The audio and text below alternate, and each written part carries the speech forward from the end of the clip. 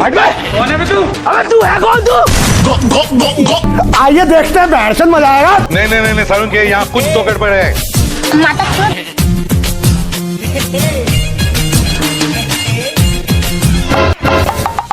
যারা তাদের স্বামীকে মুখের উপর জবাব দেয় এবং অসম্মানজনকভাবে তুই তুই করে কথা বলে তারা পরবর্তী জন্মে কুকুরি রূপে জন্ম নেয়। अभी बता दे भाई, अभी बता दे।